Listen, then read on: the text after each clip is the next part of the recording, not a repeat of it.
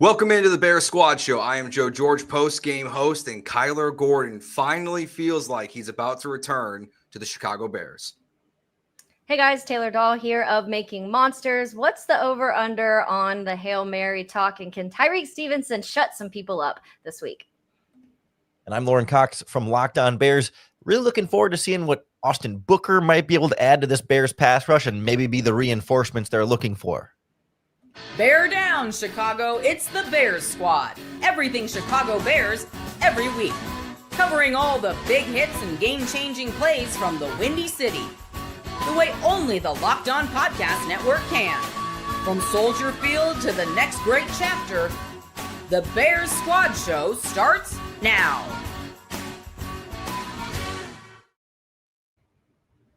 Welcome into the Bears Squad Show here on the Locked On Bears YouTube channel. Joe George, Taylor Dahl, and Lauren Cox here with you for the next hour. We got a lot to get to. Finally, the Bears they're almost back in action. We still got to wait till Monday Night Football to see the Bears actually back on the field. But it seems like there's going to be a bunch of guys returning. We'll go through all of that. Who's going to be back, our expectations, what we think the offensive line is going to look like. The 5 Bears that need to step up. The Hail Mary from last year will be, of course, discussed a little bit. Hopefully not too much to make everyone sick of hearing about it already. And we'll talk about some nonsense I've been seeing online about DJ Moore and trying to trade him away. But we'll start with Kyler Gordon here, guys. I mean, he's the big name of all the players that he said he thinks he's going to play on Monday. He's ready to return to the Bears, to be back out there. So at least some reinforcements seem like they're on the way. Taylor, what are your feelings about Kyler's return and what to expect from him back on Monday night, assuming it actually happens? I am super excited about Kyler Gordon. I've said it on this show a few times about how when I've talked to a lot of Atlanta people who were very close to Dennis Allen and his defenses over the year, they all mentioned how important that nickel corner is and his defenses. And honestly, going back, I was seeing a coverage chart. I kind of want to give some kudos to the secondary recently for how they have played without Jalen Johnson and without Kyler Gordon, because that is, 2 of your best defensive players missing for the start of the season, the majority of the start of the season. And so I do want to give them a little bit of credit because I think Tyreek Stevenson's played well, and some of these guys have stepped up and performed in a place where probably they weren't thinking they were going to have to coming into the season. But I do think Kyler Gordon automatically adds, he's fantastic. He's one of the better nickel corners in the NFL, at least he was last year. So if that continues, you're not getting worse. Obviously that helps. And especially if it is something that Dennis Allen can be creative with when it comes to blitzes, when it comes to stopping the run, when it comes to a lot of different things that he uses that position for. And then I also think, we've had the talk too, like, will he be even more creative and move him on the outside? And we see things shift that way. So we'll see what Dennis Allen does in that light. But I just think immediately Kyler Gordon's the type of player that makes your team a little bit better, at least. Yeah, 100%. And I'm most fascinated about that usage deployment there, because I think when I think about this Bears secondary, like, you want to have your best, 5 defensive backs out in nickel, right, with 2 safeties and 3 corners. And I wonder who those 5 are. I think we know who the top 4 are, but then who the 5th one is. Of course, Byard and Brisker and Gordon and Stevenson are the top 4. But then, would you rather have Gordon on the outside with Nick McLeod in the slot, or would you be better with Nahshon Wright as the 5th cornerback on the outside and Kyler Gordon in the slot? And I wonder if that's a permanent decision, or if that's something that they could kind of say is matchup based, where maybe when you play somebody like Jamar Chase of the Bengals in a couple of weeks, or Justin Jefferson of the Vikings, that you could have Kyler Gordon maybe play more outside against those really good receivers. But when you play teams like maybe the Commanders or even the Raiders before this that don't have that true number one take you up and down the field, then you can put Kyler back in the slot a little bit more and kind of just make it a little bit more game to game and matchup dependent, because you just trust his skill set wherever you're going to put it. Yeah, I feel like with this game for the Commanders, I guess it's Debo, because I got Terry McLaurin feels like a big TBD still right now. So I don't know if he's, I guess in the slot, you'll probably match up more regularly with Debo anyway. So it kind of might solve the problem. But it's an interesting question. I feel like it's right. Nahshon Wright's probably the 5th guy, is probably the best option. I don't feel great about that answer, but that's kind of my gut over McLeod, I would say. Kind of a pick your poison thing, right? You're not going to be happy with either one being clearly better than the other.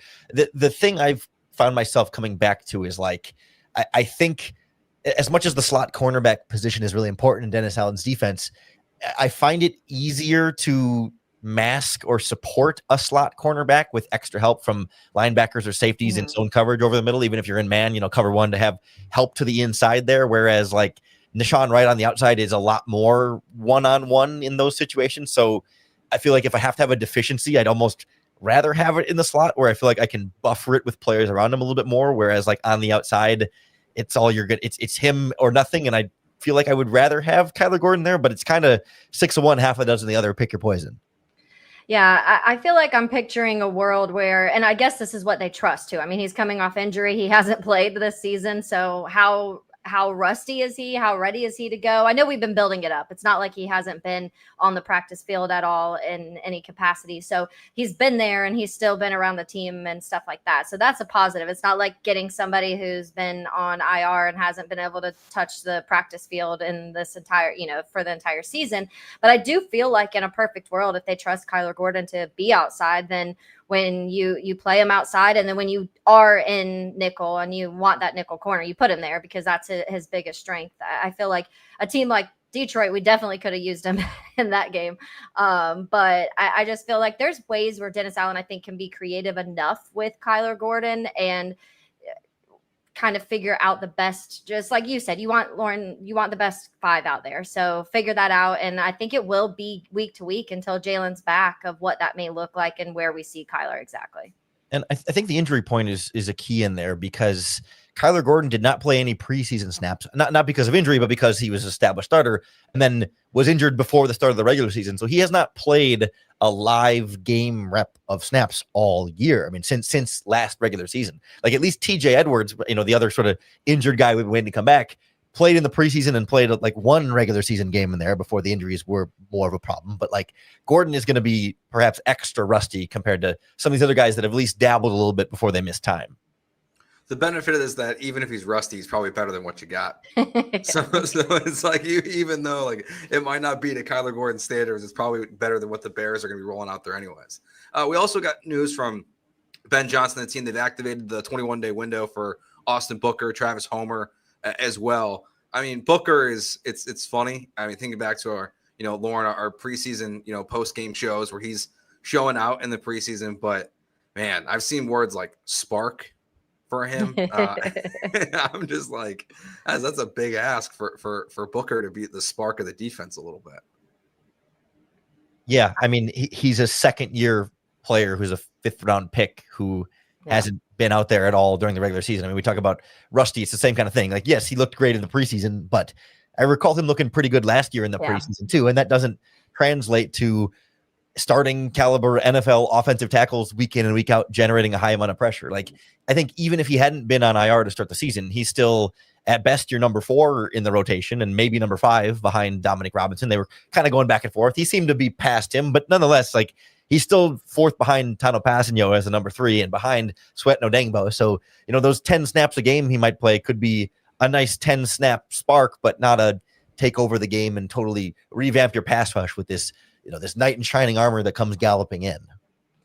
Yeah, I think for the pass rush, it's almost like I don't know how much worse it can get right now. So maybe that's what people mean by spark, like just hoping that having a new body there that can keep guys even more fresh, because I feel like that, not saying that's been the total issue, because I feel like you should be able to play more than you have been playing if you are a pass rusher in the NFL. But I do think that sometimes being the rotational guy, and I know Odengbo being one of those guys, when you have that role, sometimes it does help not having to be like the guy to get sacked. So it is a little crazy to I guess, think that Austin Booker is going to come in and change everything when it comes to the pass rush. But I think you just got to hope that at least he can create something, because right now it feels like virtually nothing when it comes from any sort of pressures on the outside. So hopefully there is a spark there.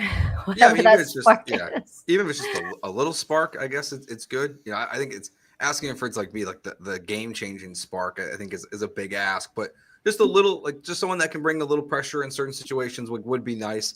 Even though I do feel like we saw some improvement from the defensive line. Looking back at those final 2 games, I think there's still a lot more to be desired, left on the table for this Bears defensive line. But it's another body at least. And I think Bears fans are putting a lot of hope on this late round pick to kind of save the day.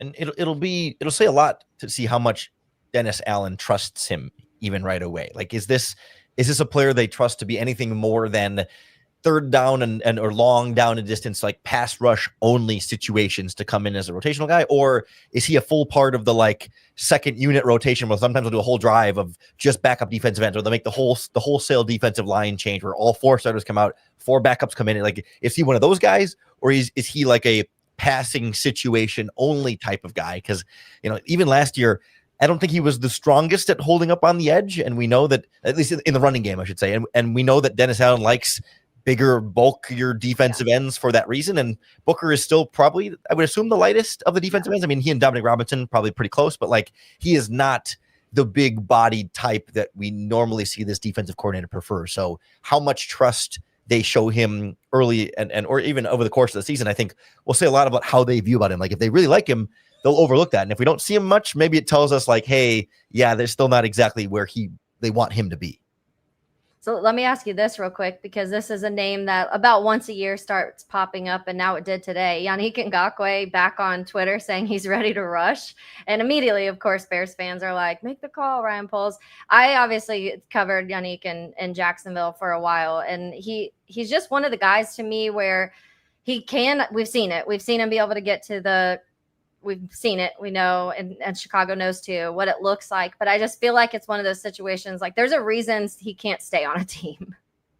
Yeah, it just feels to me like if you were going to go get the veteran pass rusher off the street, you would have done it already. Like, why is now the point where you're like, okay, now we got to make the change, when it's been this way, not only for the first 4 weeks of this regular season, but like we've had these pass rush questions dating back to the start of free agency, dating back to last year when we talked about Yannick Ngakoue, dating back to the year before that when they first signed Yannick Ngakoue. Like, it's been 3 or 4 years of this same conversation. So I don't know why all of a sudden at the bye week they go, now we should go get that pass rusher when because Jan tweeted.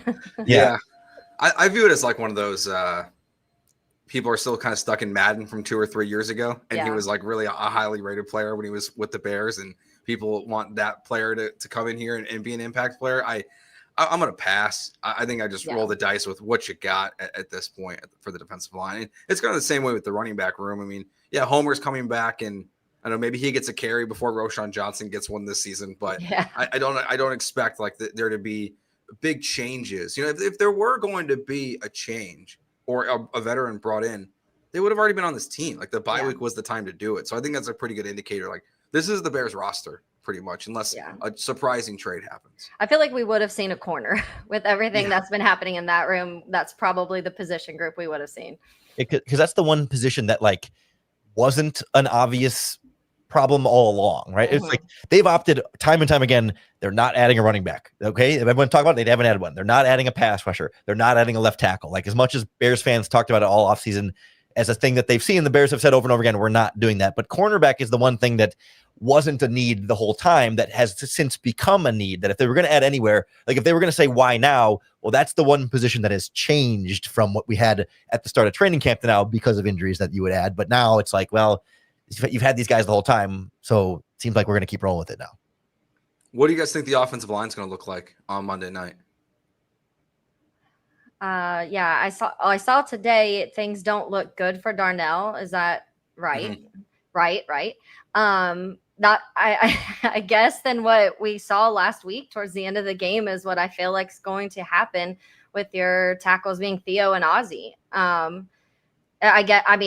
my assumption. I haven't heard anything about Braxton, and if that benching was last week. I feel like all my weeks are running together, but I don't know. I feel like it seemed like Ben Johnson was really frustrated with him to take him out of the game the way that he did, and I feel like they started to click a little bit more towards the end. And so I wouldn't be surprised if they came out and it looked like that with, your bookends being Theo on the left and Ozzie on the right.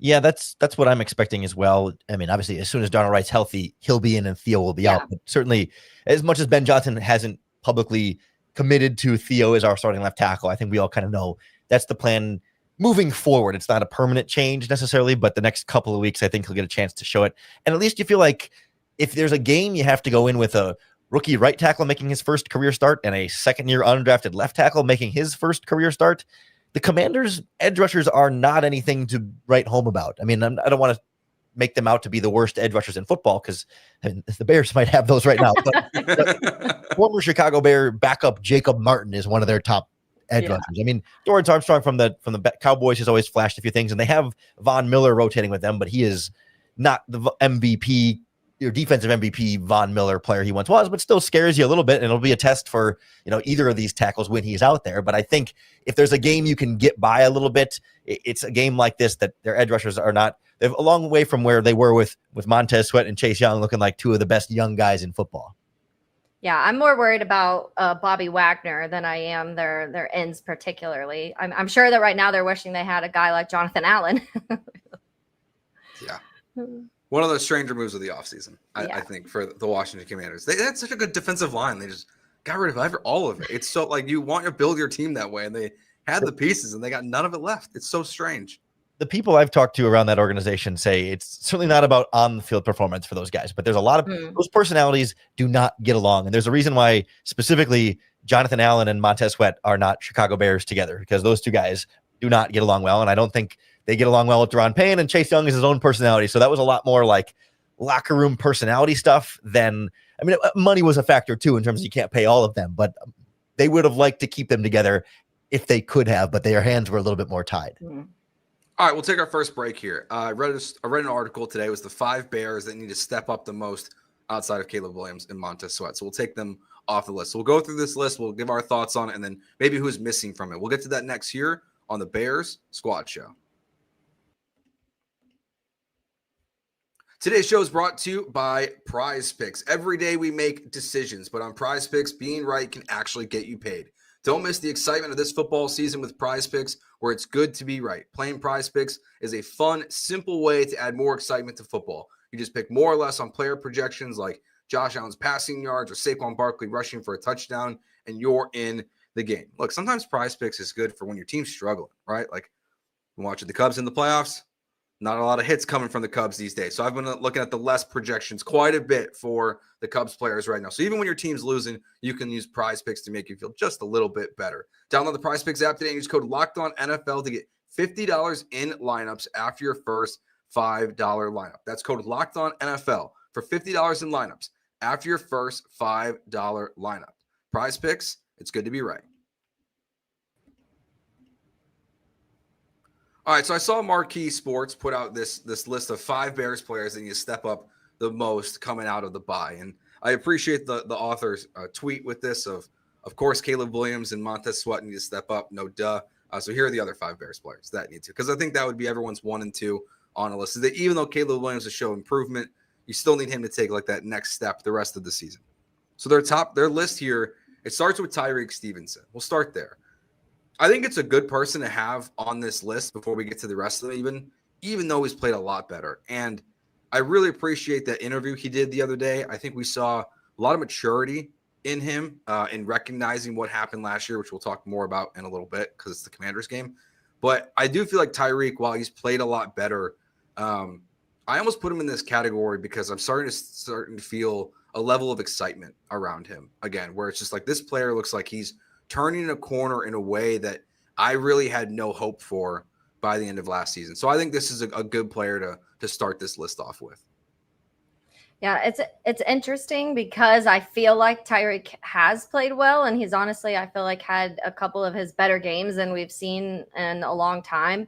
But I do think because of the Jalen injury and the uncertainty of that, and he's your cornerback 1 now, and he talks like he can be your cornerback 1 and a cornerback 1 in the NFL in general. That's kind of like the persona he's always put off. And so I do think maybe it dulled down a little bit after the Hail Mary because everything. I mean, and he in that interview you're talking about, Joe, he was like, well, yeah, like I don't want one moment in my career to define me as a whole. And I appreciate that, because I think any person, even personally, like I wouldn't want one thing I did when I was 23 years old to be the one thing people talk about forever, so I think anybody can feel that and relate to that. But I do, if you're CB1 right now, and if you want to continue that and you want to get another contract and you want things to go down that way into the NFL, then yeah, I think you do have to step up to where people aren't saying, okay, it's a fluke against a couple games, but when Jalen's back, he's, toss him to the side because he just can't keep up. if he wants to keep his name in that conversation, which I think he can continue to grow and develop. And the mature side obviously has helped. I think Dennis Allen's been really good for him, honestly. So yeah, I think I wouldn't put him at the top of my list because I think he has played well, but I can see why he's on the list. Yeah, I think the stepping up for him is a little bit less of like, oh, we need to see him show us more, but it's more about like doing it at this level consistently. Like we see young players kind of go through this where early in their career, you'll see games and plays and moments where they're great and you're like, wow, that's great. And then there's other moments where, they get burned or they give up a bad play or whatever it is. And it's about transitioning from flashes of greatness to like consistent greatness. And I think that's kind of where the quote unquote stepping up has to be. Like we don't need to see him play better than he has the last 2 weeks where he's been really stellar. We need to see him step up in terms of doing that more often and more consistent. Because I think there were games the last 2 seasons, especially maybe even as a rookie, where it's like he had a couple of really good games. You're like, oh yeah, the Bears got something in this second round pick, Tyreek Stevenson. And then games where he's just torched and you're like, oh man, he's still got a long way to go. So like the stepping up is about being great all the time instead of just being great some of the time. The only offensive lineman they have on this list is Theo Benedict. I was surprised to see Theo be the name listed here because I think in terms of stepping up and being better for the Bears, like it's a lot to ask. He's going to be a new offensive lineman in this group.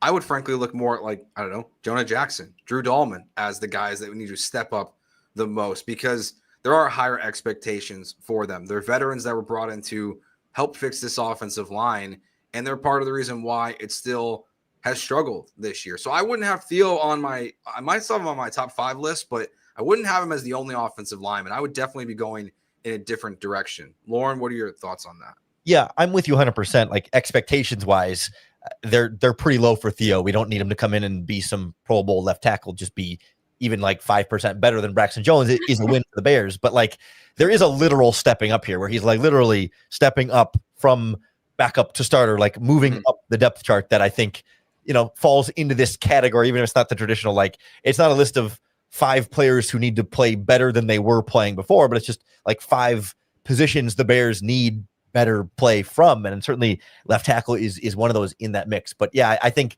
we should come in with reasonably low expectations that this is like, as much as he's exciting and developing and making really good progress, this is a former undrafted free agent who wasn't even in the left tackle competition 2 months ago. And now he's starting at left tackle. Like for whatever the Bears had seen in OTAs and minicamp and even the first couple of weeks of training camp, he was behind Karan Amagaji on the depth chart. I mean, in practice, maybe in their heads, they kind of felt like there's something here, but they never gave him that opportunity until he finally earned it and pried it and forced them to put them in there because they didn't have a better option. And that's not to say we should think he's going to be terrible, but yeah, we shouldn't expect perfection or anything close to it. Yeah, thinking about that, like Ben Johnson's decision is honestly kind of crazy when you think about it, because he was just getting absolutely rocked by Max Crosby. And that, to me, maybe it's just like how much he was ready to pull Braxton out, because you have a guy that was playing right tackle that was getting worked the entire game, granted by Crosby, who's a whole different beast of a player. But then he's like, I don't like this left tackle so much that I'm about to put the guy that was just getting worked this whole game before and move him to the left side. But yeah, I think honestly, I may put the entire offensive line outside of Joe Thuney on the list, just because I think even Darnell Wright, because of the penalties when he's out there. And it's like, I think in a way, all of those other guys, aside from Thuney, I think Thuney's lived up to what we kind of expected him to be. And he's having to even probably do more than he thought, because we thought we were getting Drew Dahlman, who was the top center in the NFL last year, and all of these other surrounding pieces. And you just hasn't totally all gelled. We saw it start to click a little bit more. You can see all the PFF stats and numbers from this last week, and Max Crosby, we know what he did, but outside of that, and in the second half, I really do feel like they played really well overall. But I think all of them need to step up. All of them got paid. The whole interior got paid to come here and make a big change on the offensive line, and it just hasn't looked quite how you would want it to right away. But yeah, Theo's an interesting one, because it's like the poor guy just had to get thrown into a world against Crosby and then got switched positions after a little bit of a game, and then now is like, all right, step up, figure it out. The next player they have on this list was someone we just discussed in the first segment. They put Kyler Gordon on this list. I think this one, The angle is Get more better. just he Get can be healthy. like he can just be such a dominant force Yeah. for the Bears defense, right? It's not about like the quality of play. It's the impact he can make, and you need that impact on this defense to help it take it to the next level. So another one that like I'm like, like I'm not sure. I get where they're coming from of like he can make such an impact for the Bears defense. But I was a little surprised to see him on it, but I get it at the same time. Yeah, like it makes me think about like when you think about stepping up and just like playing better, like I would put Jaquan Brisker in that before Kyler Gordon. And not that Jaquan Brisker has been bad, but just that like, yeah, right. You're a second round pick, like entering the last year of your rookie contract. Like, don't just be okay or good, but like go be great. Like go make big plays. And I think about this a little bit with Darnell Wright too. Like you were talking about Taylor. Like he hasn't been bad. It's not like, oh no, right tackle's a concern or a weakness. I don't think Brisker's a concern or a weakness, but like Darnell Wright is a top 10 pick at right tackle. Like go be great. Don't just be good. Don't just be okay. Have some penalties, but block pretty well. Like go be great. And I want to see more greatness from some of these other players. And at least with Kyler, we've seen him be great and consistently great for some extended stretches when he's been able to be healthy, at least, for most of last season. Taylor, your thoughts?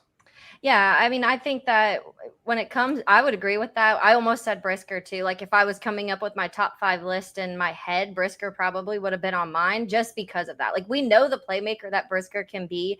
And the one issue has been the health, and you're healthy right now. So you should be out there getting sacks and getting picks. And, that's the one thing about Brisker that we saw, especially his rookie season, was he was all over the field constantly. He was in every single play, no matter if it was a run play. Sometimes I'm like, how did he even get there? Like, I don't even know how he got to that side of the field as fast as he did. And I just feel like we haven't seen that. And I know he can be one of the better safeties in the NFL. So I want to see that happen with Brisker.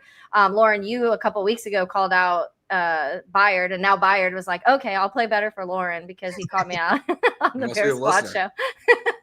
Well, that's the thing. Like since on the Brisker thing, can you think of one high impact play Brisker has made? He made some tackles here and there, like run for a short gain, sure, but like no pass breakups, no interceptions, no sacks. And I can't think of like a big, like laid the wood over the middle of the field kind of thing. Like, and that doesn't mean he's been a bad player by any means. Like this is not like necessarily anti-Brisker. It's more like, hey, we can have high expectations for highly drafted good players that are healthy again. Yeah, I mean, we've seen him make huge impact plays before, and you're right. We haven't had any of those really at this point this season. Like we're all kind of waiting, and I think that's something that the Bears have needed. And Byard has done a great job in the last 2 games of kind of filling some of the gaps there. But I think asking more from Brisker is not a tall task or a big ask. Do you think he's a little like shy right now because of the concussion from last year? I don't know. When we talk about laying somebody out, because that was something he did. Like he was not scared to hit someone hard, and that's what led to what happened last year, obviously. And not saying I haven't noticed. I haven't been like, oh, he's shying away from that hit or anything like that. I feel like sometimes it's good when you're not talking about the safeties a ton. That means they're doing their job. But Brisker has been kind of the guy in the past where you're like when you talk about, oh, he's to the quarterback again. He almost got him. Even if it wasn't a sack, he's kind of, wreaking some havoc back there, or a big hit, or getting his hands on the ball and things like that. And it just hasn't felt like any of those moments. So I'm wondering if he's playing a little, I don't want to say slow. I'm trying to think of the right gun shy. Yeah.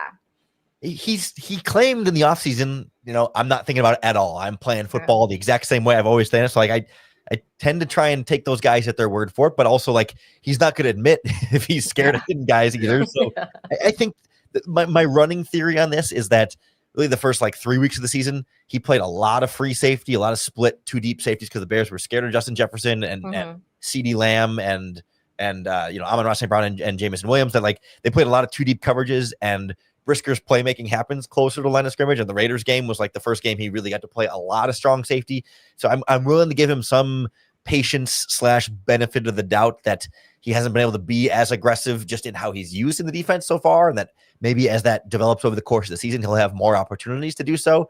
But at some point, great players find ways to make plays, even if you are the deep safety in the back. And even if that's not supposed to be his total bread and butter, be great there too.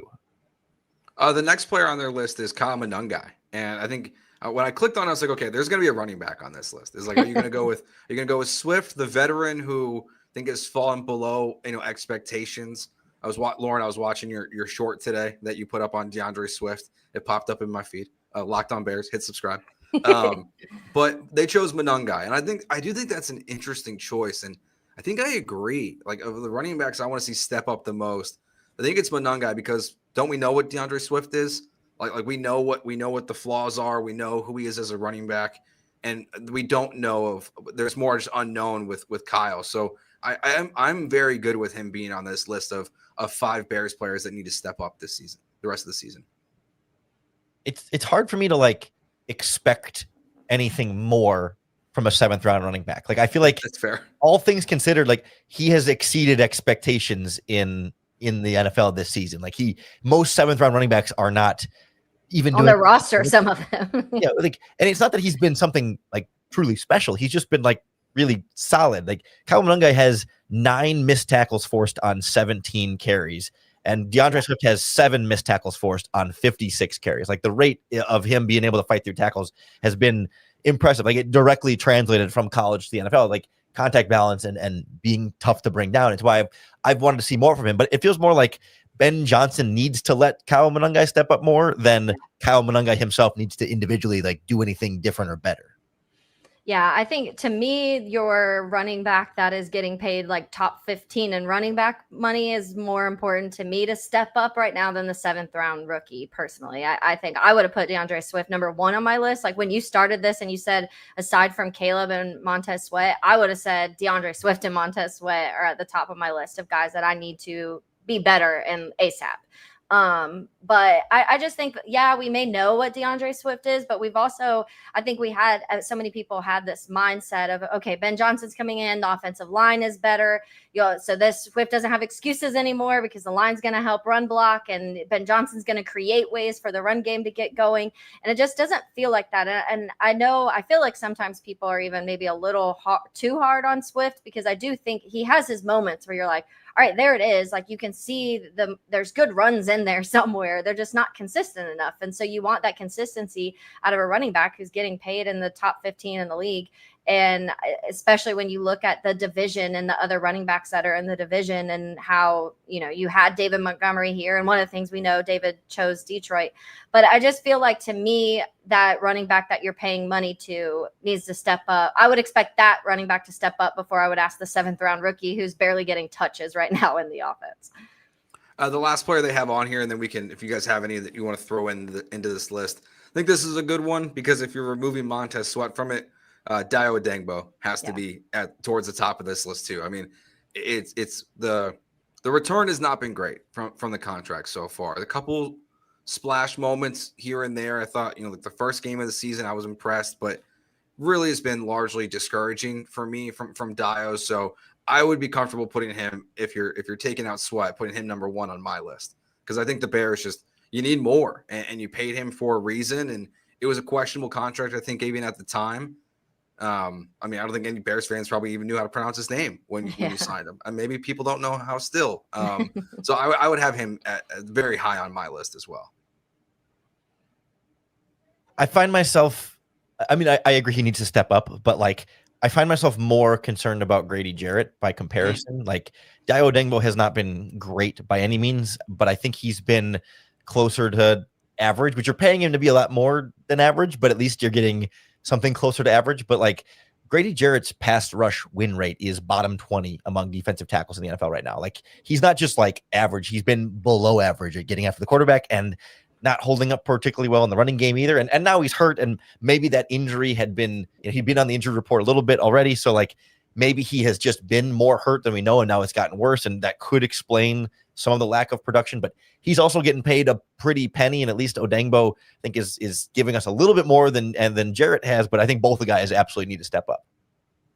Yeah, I agree. I think, as I said, with the offensive line, there's several defensive linemen that I'd also want. If my list was longer, it'd probably be full of the offensive line and defensive linemen of who I would want to step up.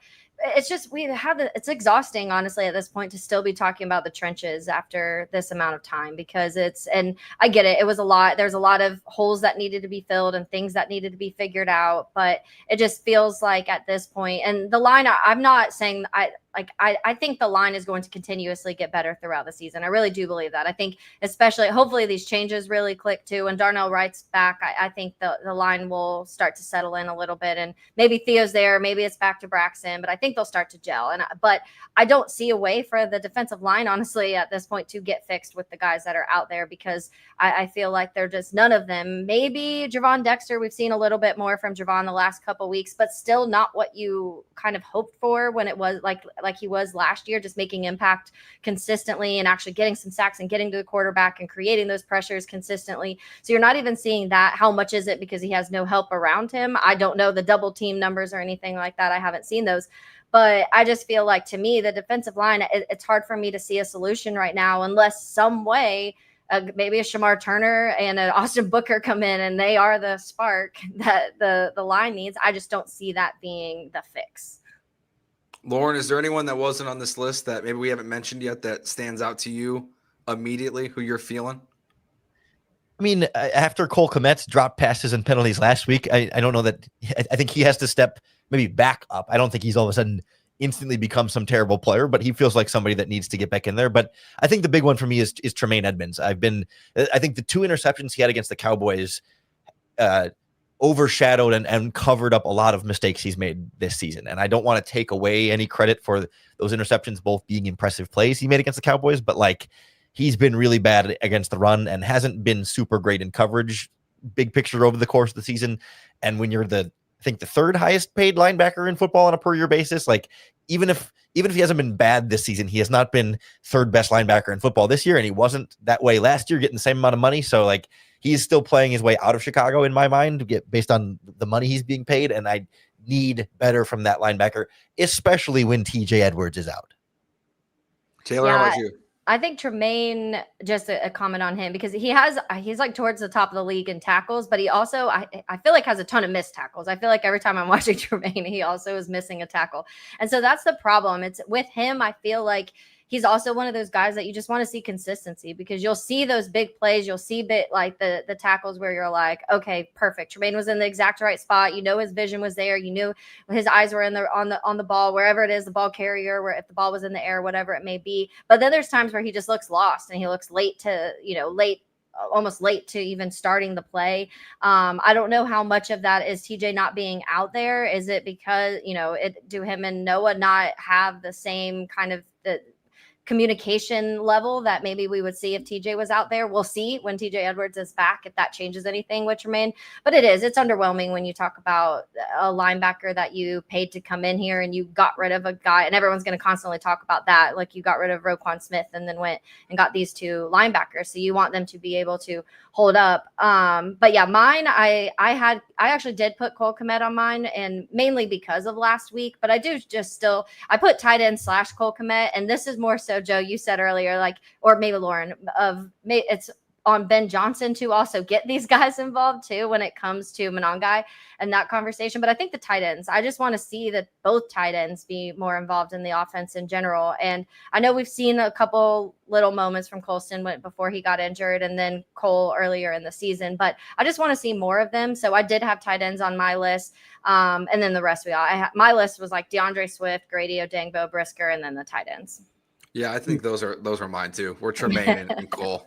And to your point about Tremaine, he's second on the Bears in missed tackles for PFF. Yeah. So with 5, Noah Sewell has 10 as the leader. He's missed quite a few, but in the running game, the tackles that Tremaine Edmonds has made, you're right. I mean, he has had a lot of tackles, but they track his average depth of tackle in the running game. Basically, like, how many yards is specifically in running plays is the ball carrier gaining on plays when Tremaine Edmonds tackles him, and it's 4.6. So like, he's making the tackles, but not until they get more than 4.5 yards per carry every time by the time he's in there. Like, it's one thing to make a bunch of tackles when you're at or near or behind the line of scrimmage. It's another thing when the running back's getting halfway to a first down every time before you get to him.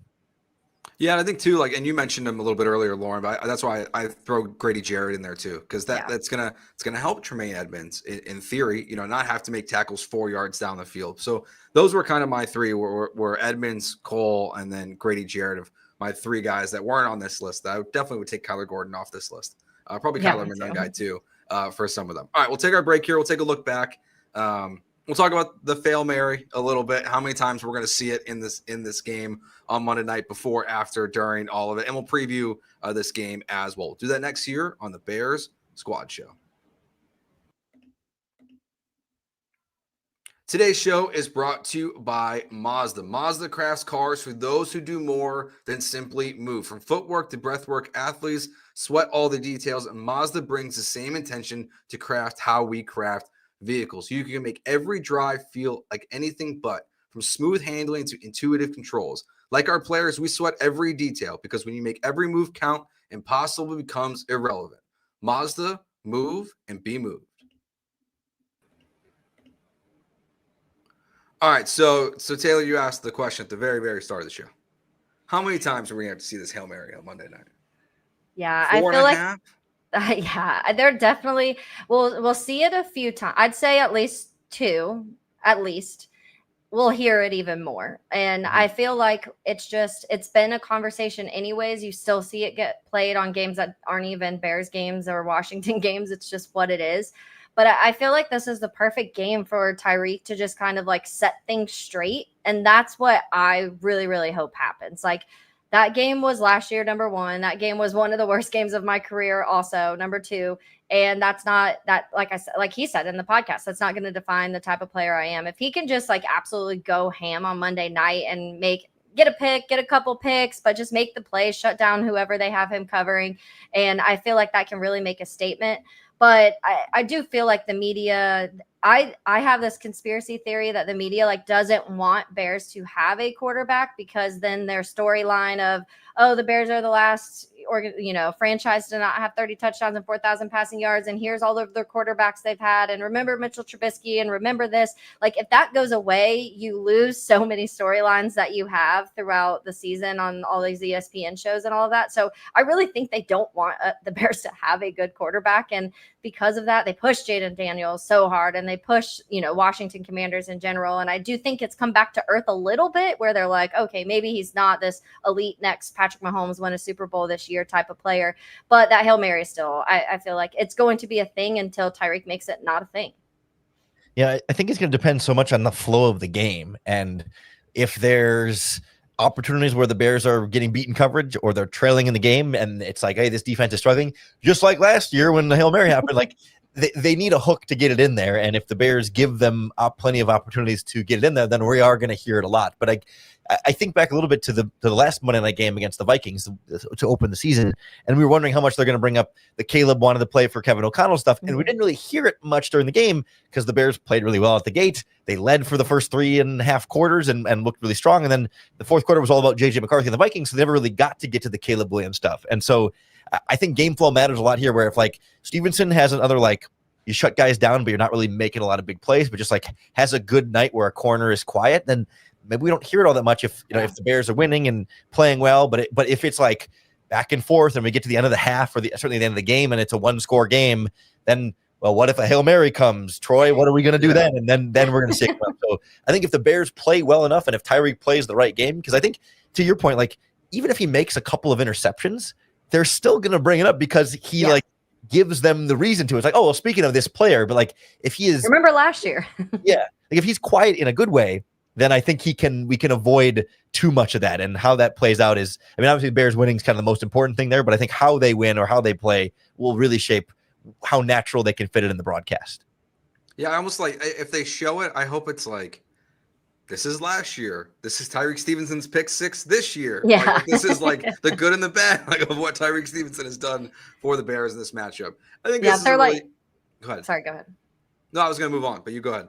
Oh, I was just going to say, yeah, I could just picture them in a moment, like if he's playing well in that moment, being like, all right, we've really seen him grow and mature this year. He's playing like the corner we thought he was going to be last year. But if you remember back in Washington, he was taunting the fans, and that's when it turns into that, which I wouldn't mind if it's because he makes a big play, because then I think people around who are watching that Monday Night Football primetime game, which will be a lot of people because it's the Bears Washington and because of what happened last year, and because it's Monday Night Football, I do think those people are like, oh, okay, so that was just kind of like the fluke last year, and this is actually a pretty good corner if he plays well. If he doesn't, please do not come down to like it's a minute left and the Bears are up by 4 and Washington just needs a touchdown to win and there's a minute. Like, please do not let this game come down to that. Is that the worst case scenario? Worst case scenario here is like another potential Hail Mary scenario, or is there any other combination that could be worse for like this narrative being brought up again? Like he would have to taunt the crowd again? I don't know. Yeah. Like he gets a penalty for something like a bad defensive pass interference or something. Like I could see maybe that where it's just very obvious. But he's not that type of guy really, like he does get a little handsy. So he'll get some like holdings and stuff, but I don't know if he's like that DPI type of guy, but that's the only other circumstance, unless like we're just losing by 40. And then maybe they're like, well, last year this game came down to final seconds. Yeah, I feel like it's like if like Washington has the ball with 2.5 minutes left and has 3 timeouts, we might see it every timeout and at the 2-minute warning. like we might see it every single time they come back from commercial break. We before the bye, it's we didn't know who the Bears were going to be facing. It's gone from potentially a Mariota and at some point maybe a Cooper Rush, and well, now the Bears look like they're going to play Joe Flacco this season, which is strange. But we know Jaden Daniels is going to be back in this game, but he looked pretty good against the Chargers. Like that was a big win for them coming back from the injury. I think it was a little slow start, but it was a good victory for them over the weekend. I mean, they really held the Chargers in check in that game.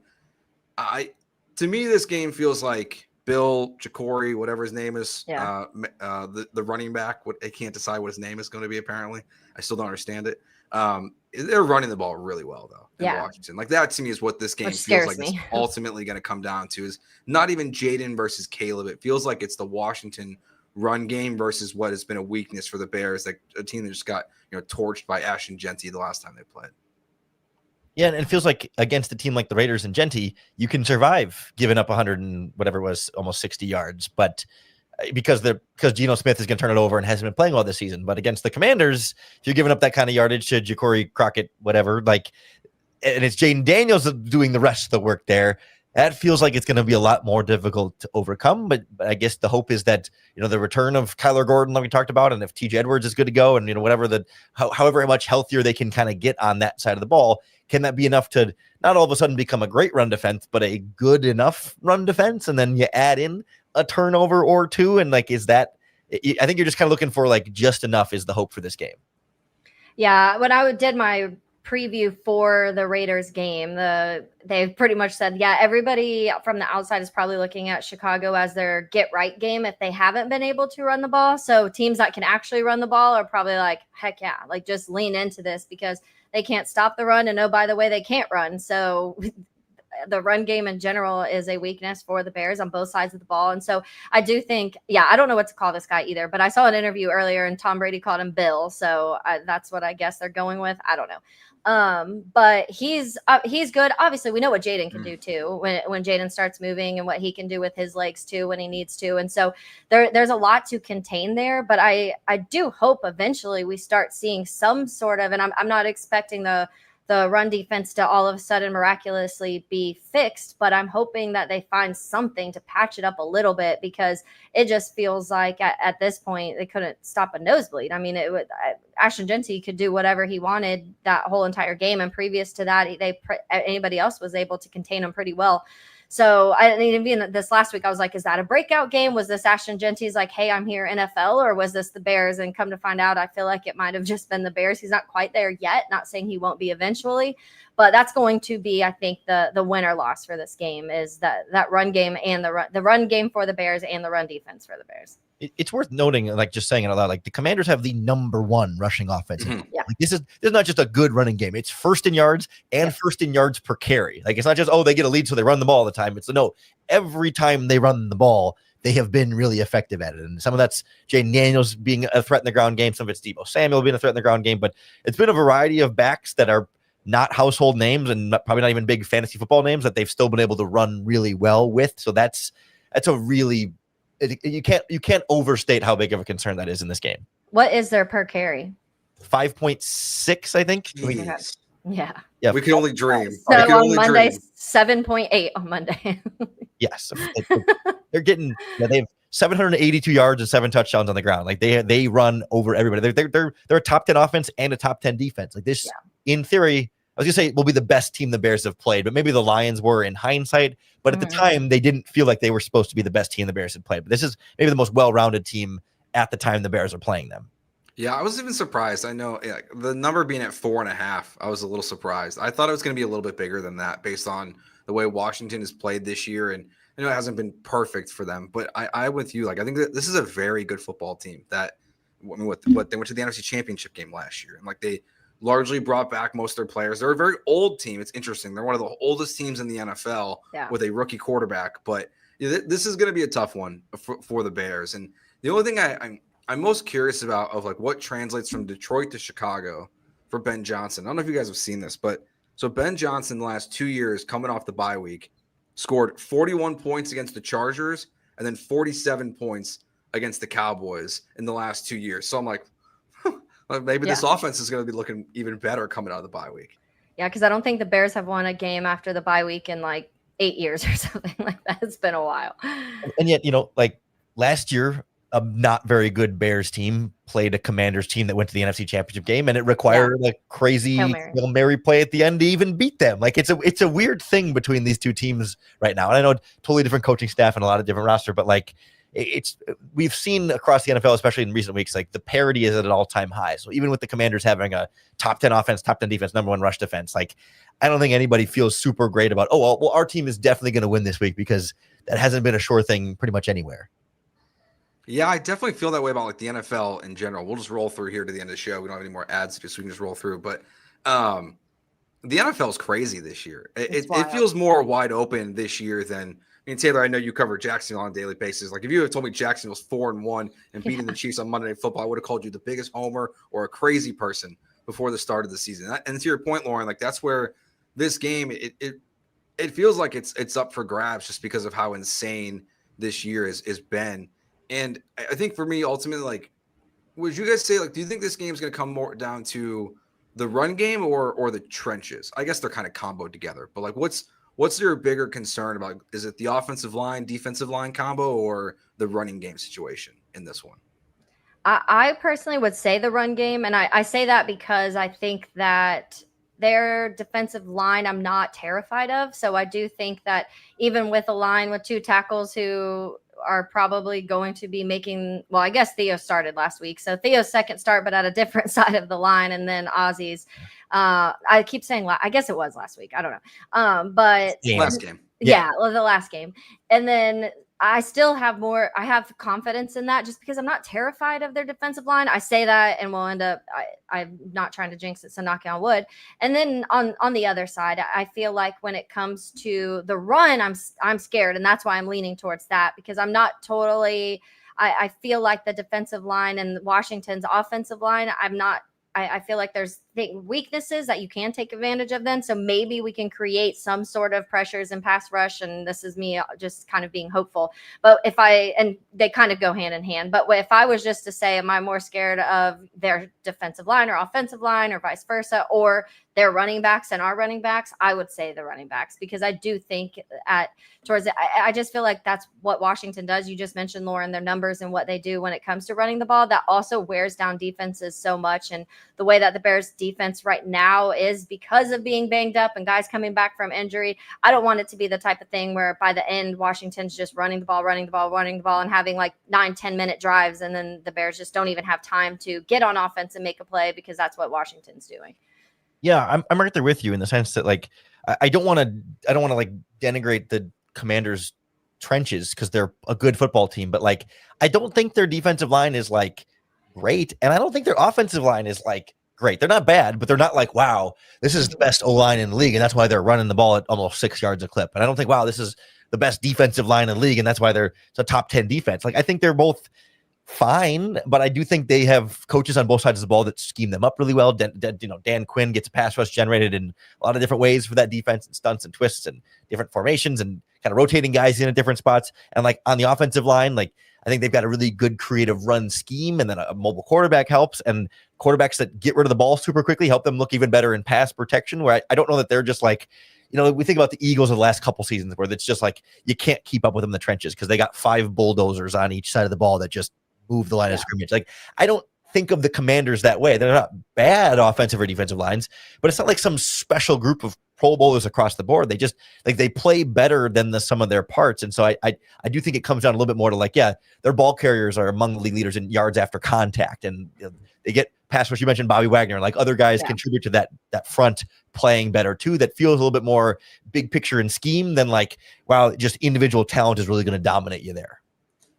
Yeah, I think just to look at the other side, I mean, I agree with what you said about the offensive and defensive line for Washington. So that's where I do think this is kind of a good start or a good test for the Bears. Like, okay, what did actually improve during the bye week? Like, Caleb's done a much better job this year, obviously, of avoiding sacks, but he still has had to be kind of a magic man back there a little too often, I think, for all of our likings. Like, what does it look like coming out of the bye, with the new look offensive line? Maybe a new look defensive line, though. I don't think Booker's going to play in this game. I mean, I know his window's open, but I think people are kind of jumping to conclusion that he's going to play in this one. But what is that going to look like? Because, this isn't, there's no Max Crosby on the other side who Thank continues God. to look. Yeah, I know. He was incredible again this weekend. I was watching Red Zone. He's deflecting passes. I'm like, this guy might be the best player in the NFL. But so I do think that for that purpose, it's, I have higher expectations for the offensive line and defensive line, or, the expectations that they're going to be much more improved, at least in this first game coming out of the bye week. Go ahead, Taylor. I was just going to say, I will say the one positive you can look at is that it was the bye week. So these changes are coming in when you are having to potentially start a new right tackle and left tackle when you have not only a bye week, but you play Monday. So you even have a little bit extra time to kind of get these guys on the same page. I don't know what I can't say I know what this line is going to look like because this is new. Now we're with another two guys on the end. And yes, I think go back and rewatch, because I went back and rewatched the game, the Bears Raiders game. And I was like, they really did hold their own in that second half. I mean, Max is going to be Max, and there were still some moments, but compared to the first half. So I don't know what that was. Was it Theo moving to left and Ozzie being at right? Or was it Ben doing things to make sure that the ball was getting out quicker, and there was a little bit more chip help in some certain situations, and they were figuring out things that way, even though Cole Kmet missed several blocks in that game too. But what was it that was made the line look a little bit better in the second half, or was it those guys that were in these positions that they really did look better? I'm not sure we'll know the answer to that until we play Monday and you kind of see those five together after a week off. Yeah, I tend to find myself feeling like if they hadn't had a bye week before this Commanders game and you went straight from the Raiders game into this game, I would feel a lot worse about the chances here. Like, you barely squeaked one by against a bad Raiders team, and this Commanders team is playing really, really well. And I get that, I guess, in this hypothetical, we wouldn't have just seen the Commanders beat the Chargers. But the point, you get the same point, right? It's like, I think a lot of the hopes are extra week of preparation plus extra week to get healthy equals you stand a much better chance. And I don't like the idea of pinning a lot of the hopes on this like hypothetical unknown, as opposed to like a lot of real evidence of like, yes, they definitely played better in the second half against the Raiders, but like, I don't know that if you took that level of play and applied it to the Commanders, I still don't know that you win that game against that team either. So like, there's something that's nervous about, like, we're putting our hopes on this sort of like amorphous idea of like the bye week will solve all this stuff. But at the same time, because we're putting all our hopes on that, we will get a pretty good sense of like, okay, how good is Ben Johnson in the bye? Because if he's not any good, then they should come out against the Commanders and get creamed. I mean, maybe not creamed, but like they're going to lose the Commanders if Ben Johnson isn't able to work a lot of magic out of the bye. But if they come out of the bye playing really, really well, then it's like, oh, this guy is really good against the bye. And I don't think we're really good after the bye. And I don't know that we're going to be left with any kind of middle ground of like, well, maybe he's good in the bye, maybe he's not. It feels like it'll either solve a bunch of things or kind of be pretty back to where you were before you entered the bye week. Which, by the way, Washington did offer Ben Johnson that job a couple years ago. So I know that will probably also be mentioned at some point during the broadcast. Yeah, actually, I don't even know who's doing it. I don't know. Are we getting Troy? And then, because I guess it's the ABC game. I think the Bears are.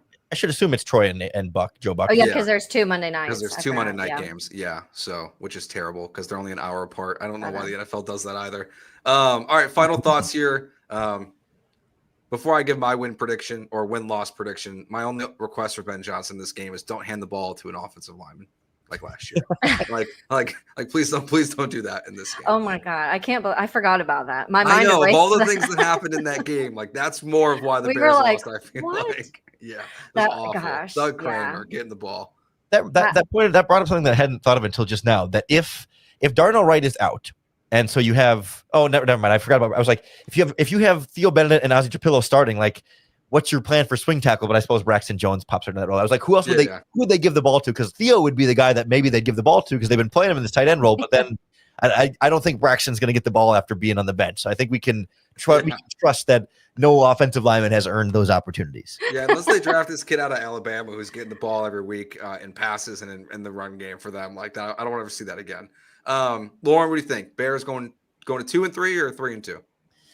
I as much as I do think the Bears will be improved after the bye week, I can't muster enough confidence to say they're going to beat a team like the Commanders that I think is just playing some really good football right now. Like I do think it's not going to be like a super one-sided blowout, but I think there'll be a pretty clear, I don't know if talent gap is the right word, but just a very clear gap between like, okay, one of these teams is a lot farther along in this development process, and the other one is still, in the first year of the head coach trying to learn the whole new systems. Taylor? Yeah. I'm scared about this one. I just keep going back to last year, though, where I feel like we were a couple weeks away from your offensive coordinator getting fired. Caleb was really still trying to figure things out. The offensive line was a complete mess, disaster, and you still took it to the wire and technically should have won that game if someone just batted the ball down instead of popping it up in the air. And it's hard for me not to go back to that, especially because I have so much more faith in this coaching staff. The one thing that holds me back, honestly, is the defensive side of the ball, because our defense isn't where it was last year. And that's where kind of I have some hesitations, but our defense probably had one of its worst games of the year against Washington last year. And I feel like they're climbing up and getting some players back. And so what does that look like? But it's hard for me not to pick the Bears just because I feel like it's going to be really close. I really do, unfortunately, think it's going to come down to the wire where it's like a field goal. Also, I saw Cairo's hurt. I saw that on Twitter today too. But I could see it coming down to a field goal. I don't know which way. Is it, Washington kicking a last-second field goal, or is it the Bears?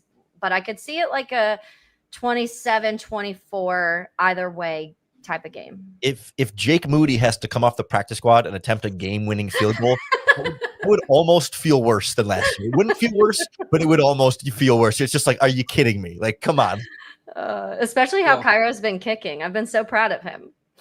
Yeah, my first ever Bears post game show for Locked On Sports was the Hail Mary game.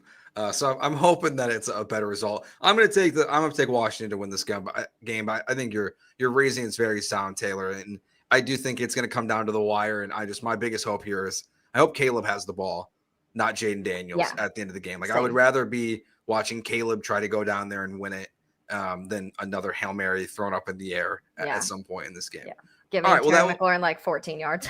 Yeah, he looks like they're optimistic he'll be back too this week as well. So they're getting healthy at the right time. Washington is. All right, that will do it for this episode of the Bear Squad Show. Lauren, myself, and Adam Sago will be back with you on Monday night after the Monday night game against Washington. And then our show here will be on Thursday next week. So thank you all for watching. Remember, hit that subscribe button here on YouTube. Make sure you check out Locked On Bears Monday through Friday with Lauren, and anywhere you find your podcast as well on Apple and Spotify. We'll talk to you guys next week. Have a good one,